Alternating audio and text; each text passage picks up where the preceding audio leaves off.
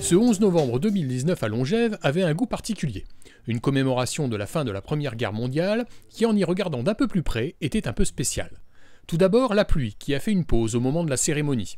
Ensuite, la chorale de Longève, les mots pour le dire, a interprété la Marseillaise en version longue, suffisamment rare de nos jours pour que cela soit remarqué. Allons enfants de la patrie, le jour de gloire est arrivé.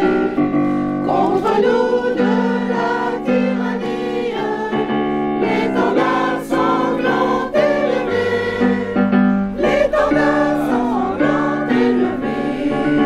Entendez-vous dans nos campagnes, mugir ces féroces. On fêtait également les 100 ans de l'association des anciens combattants des guerres de Longève. Là aussi, une association qui souffle ses 100 bougies, c'est plutôt rare. Mes prédécesseurs comment dirais-je, ont maintenu la présence de tout ça, quoi, depuis 1919. Et les présidents successifs ont tenu à ce que l'association résiste. Elle a résisté même à la guerre de 39-45, ce qui n'est pas du tout évident. Mais bon, je trouve ça sensationnel. Voilà. Est-ce que des jeunes viennent rejoindre cette association? Des plus jeunes, quelques-uns, oui, mais bon, des jeunes, non. C'est des gens qui sont à peu près aux alentours de la soixantaine, quoi. Et enfin, c'était la Der des Der, commémoration en tant que maire pour Patrick Blanchard, qui ne briguera pas un nouveau mandat. Après, en tant que citoyen, je ne manquerai pas d'être présent à toutes ces cérémonies.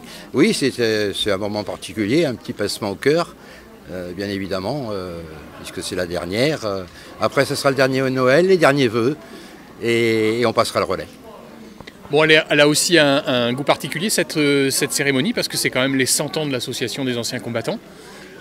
Qu'est-ce qui fait qu'une association dure comme ça aussi longtemps, surtout sur un sujet aussi difficile quand même que la guerre?